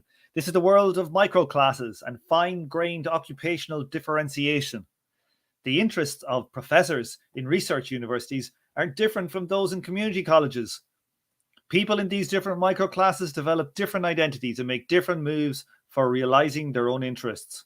Auto workers, coal miners, truck drivers, and oil rig workers all operate under different labor market conditions, work in industries facing different kinds of sectoral competition and challenges, and have different collective capacities, and thus face a different set of possible moves to realize their interests. So long as there is no real prospect of challenging the general rules of the game, their interests remain largely distinct and fragmented most of the time. Okay, I think we've kind of gone through that shite already. Is there anything here anybody wants to say? Let's move it on. Okay. Bob, do you want to take this slide here? We're motoring through. We only have about 2 or 3 slides left. Sure thing. All right. So, yes, class analysis of games, rules, and moves. So, scholars in the various traditions do sometimes venture out of their home territory. Marxist class analysis is also deeply engaged in understanding struggles within capitalism that don't call the game into question. They often invoke characteristics such as market position, employment relations, skills, and so on that have a distinctly Weberian provenance. Occupational and sectoral specificities and solidarities that have a more Durkheimian character are also frequently used. The use of Marxist class analysis has died out since the 1960s, especially with the rise of neoliberalism. The politics of Tina, there is no alternative, and the collapse of command and control Soviet communism. This had subsequently led to the rise of varieties of capitalism discussion within political economy and economic sociology. So I'm reminded of kind of like the regulationist school here. Class analysis is used to distinguish between neo-corporatism in Northern Europe, disorganized capitalism of the Anglosphere, and so on. All of this presupposes the existence of capitalism. In the 2010s, after the globalization and financialization of capitalist economies, with the general victory of neoliberal views, there is much less emphasis on such variation. Tina has spread from capitalism versus socialism to variation in the rules of capitalism itself. And, you know, there's this little comment here, what about China, right? Yeah, you know, Tom, that switches it up. Like, varieties of capitalism. Yeah. Right. Yeah. Like, I mean, Yeah. literally, like, like, I don't think China is neoliberal. Yeah, it's a It has its own model. variety of capitalism. Yeah. It has its own model. I'm just saying, like, Yeah. the debate around just neoliberalism is the only game in town is not exactly true. Like, one of the biggest economy in the world at this stage no, that's right. is operating on a different variant of capitalism. And maybe this is the place where maybe it's just the timing of when this is written. Even 6 years ago, maybe things feel a little bit different. But you almost wonder if Wright himself is kind of embedded in this kind of end of history ideological moment. 110%. This guy's was like a new left, probably Maoist. I'm just guessing from the time period. His early work is kind of like sort of post-Althusserian and focuses on like prisons and stuff and value theory and like. Interesting. So yeah, he's this is why I have patience for the reformist stuff. Is this guy is like one of those new left revolutionaries that held on to Marxism and tried to develop it as best as he could throughout his life, even once the revolutionary horizon he was hoping for had very much receded. Like, yeah, that's great context to know, right? Because and sometimes I feel like these kind of sectoral debates become very like, ironically, given what we were just discussing and what I was just kind of ranting about, very normative and moralistic, as opposed to thinking through like, well, why did this group of people seem to come to a particular set of understandings? I mean, like it isn't just some idealistic thing. There's usually some basis to it because they're turncoats. Because that's the only reason, like, right? It is valuable, but it also gives you even more respect for Paul Maddock Jr. or something, whose dad was like a council communist, like a anti-Bolshevik communist, gets invested investigated by the FBI and is flattered. It's like, finally, you guys notice, huh? Like, and so he's just like carrying the like anti-Bolshevik communist like American like flame in the 90s or some shit. You know what I mean? And he's Like- still doing it. Well, yeah, but like now it's cool. You can write for the Brooklyn Rail and shit and whatever. But like, He was doing it when it was on. They're the well, motherfuckers there I must have respect. been a time They're Like, the motherfuckers where I respect. He was like, he was why like am I doing on this? another. He must have felt like he was on another planet. Yeah. He must have felt like he was in a parallel dimension. Because I remember, the 2000s version of that. Like I remember starting to, kind of my red switch was starting to flip on. And it did feel like it was from another dimension. So just imagining that to the nth degree. Yeah. Like, And there's Well, you know what places it in the is. world that are so different than where Wright went. I think it's kind of almost one of the things is what you're sort of getting at, where it's like that, because you could go the opposite of that would be like going full Miliband, right? Like it was like what was like. I love that joke about Miliband, and regardless of your opinion of him as a theorist, I love the joke that's like, Ralph Miliband, great theorist, terrible parent. Yeah. But look, here's something I'll say, Esri. Like, you're right, was a Maoist. I don't know. Like I've purely guessed this from his, he was at the very least sympathetic to the post-Maoist like wave of like, the Panthers and stuff like that. Like a lot of the New Left was. Right. I'm just inferring this purely based on like the guy studied prisons, Like, and value theory. I think the journey from like being a Maoist or Leninist to reformism is not that giant a step. No.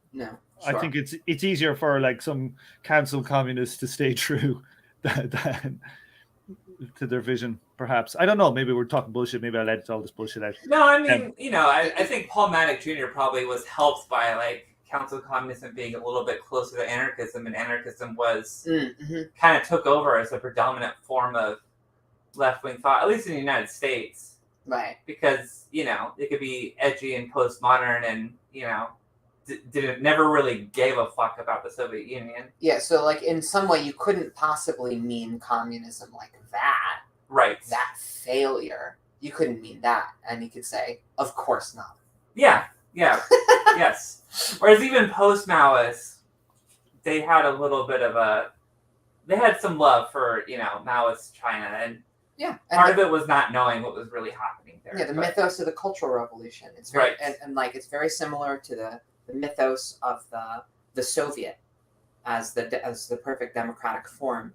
And, I don't know, if you get whipped by one of those fantasies and not the other, like it is kind of sus if you're only whipped by the the Russian one.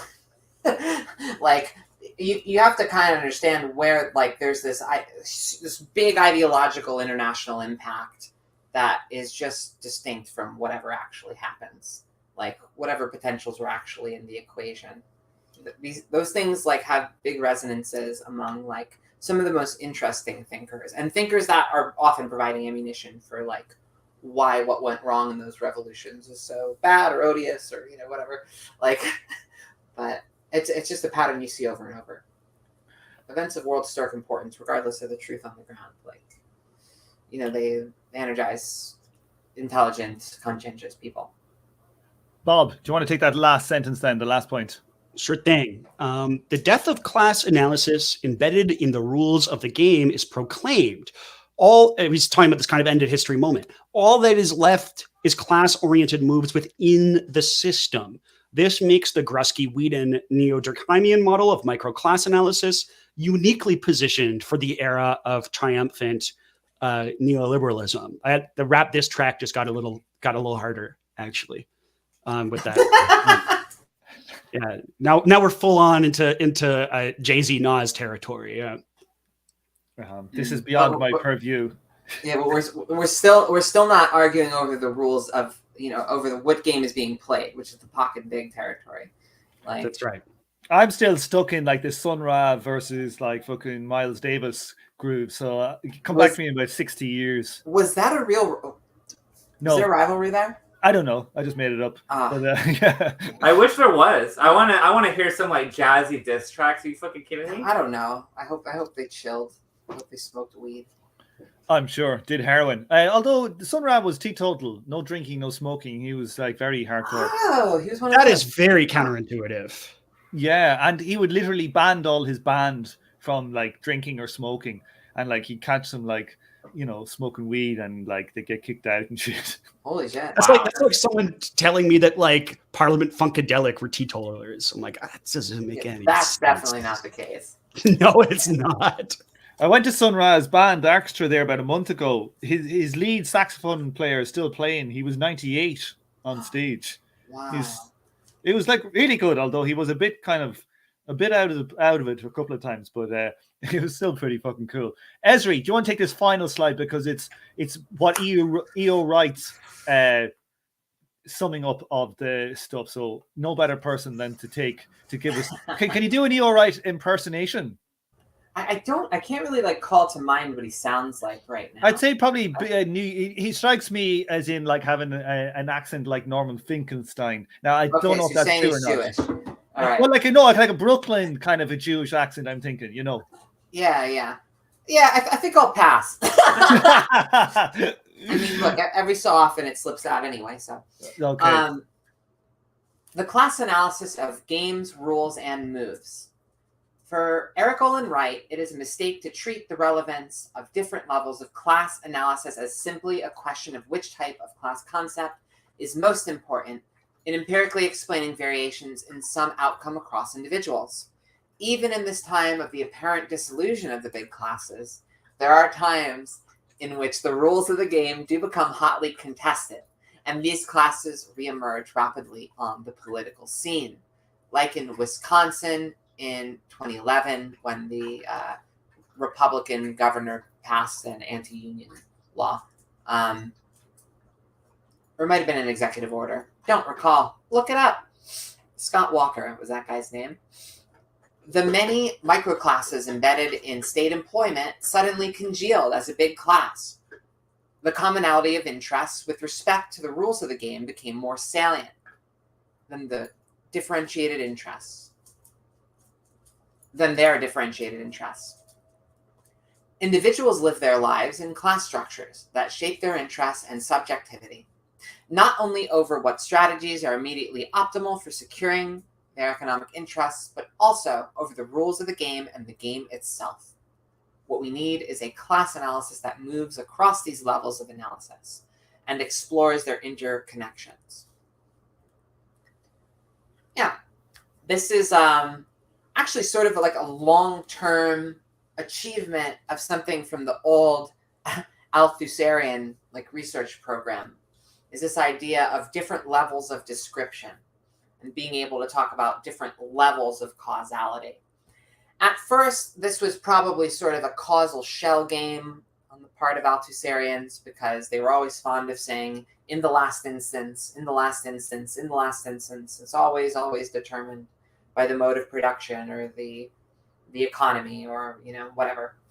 But it's still fundamentally the case that in social science more broadly, there is like this notion of like multi-level kind of selection happening in games, like across a society, that it is partially influenced by this Althusserian paradigm. There's no doubt about it. But there's actually, it's I think more true that the subject matter is sufficiently complex that it calls for it. And different generations of theorists will kind of encode this complexity in different ways. So, you know, I'm not giving the Althusserians their ultimate, you know, respect.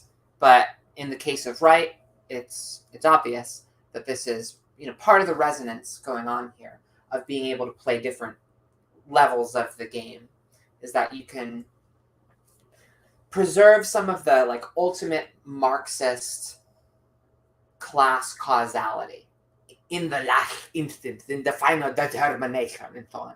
Like that kind of, that, you know, that agenda is still being fulfilled here.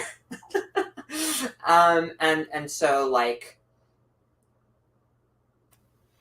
yeah, I don't know. Like whatever, I think whatever you can get from that kind of like fetishized layer of like theory history, I think you can get better from, people like this.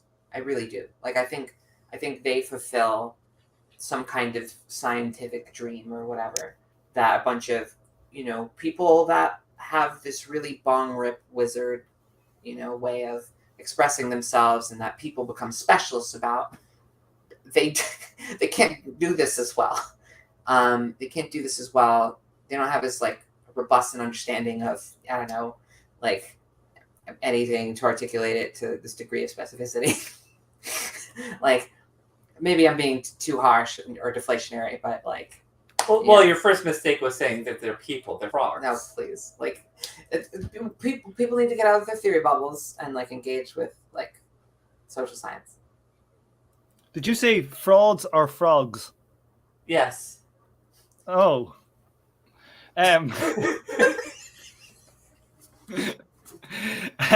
Distinction without a difference. Yes. So that slide wrapped it up, and as you wrapped it up, is there anybody else have anything to say before we go offline? Then I'd like to say that Ezri's Zizek is pretty good. Thank you. Yeah, I love it. Yeah, I'm really using Zizek as just a stand-in for any hyper theorized Marxist Yeah. intellectual. Yeah, Bob, you have yet to hear Emmanuel. Emmanuel is the master. Emmanuel's got a great Zizek. Emmanuel is brilliant at accents. He's exceptional at accents. He could literally be a professional mimic. He's that good. Did you hear he was like doing a 1970s BBC like documentary voice? That's awesome. And it was like a fucking posh Lancashire accent. It was like, what the fuck, Emmanuel? You need to get out of the house. Amazing. Yeah, really brilliant. Okay, well, let's take some. There's one more important point, though, I think that we haven't really dealt with. It was a point in the chat from Mason earlier, who said that birds aren't real. You know what? I'm glad you said it. Someone needed to say it. Yeah, it's just a scam made up by Big Bird Law. It's not just. It goes deeper than Big Bird Law, Bob. You have to understand. Bird law itself is a front for the shadowy figures in the government who killed all the birds in the 1960s and replaced them with drones that are there to surveil us. People out there who are sprinkling, gentle old men, sprinkling bird seeds, feeding the birds, feeding bread to the ducks. Really what they're doing is they're recharging the batteries of the bird drones. Wow. And here is this the actual birds aren't real conspiracy? Because wow. Well, there's it's like much more about the world I need to learn. It's a fake conspiracy that I know the guy's trolling, right? Yeah, it's trolling. Yeah, the guy. It's like an elaborate troll. Yeah, but like anytime that happens, I don't know. Here I'm just sitting here thinking the need for us to posit birds is to make up for the absence of God and the absence of our parents who watch over us. You see. Like, I don't know. If birds weren't real, the deep state would have to invent them. Yes, or the deep conscious fantasy, a deep on the unconscious, ideological fantasy, which is exactly the same thing as your inborn human nature. Don't worry about it. I think your problem is you take psychoanalysis a little bit too seriously. You think so? Yes. Well, I like philosophy. What have I started? I don't. I hate philosophy. Okay, let's bring it offline and say goodbye to everybody in the chat. We got Alex, we got Mason. A quiet day in the chat. Is it just Alex and Mason today? That's all. Quiet day in the chat. Not too many listeners. It's all going to be on the edited version. We'll say goodbye to you all, and we'll see you next 2 weeks' time, hopefully. Yeah. See ya. Bye, everyone. Bye. Let's end the broadcast.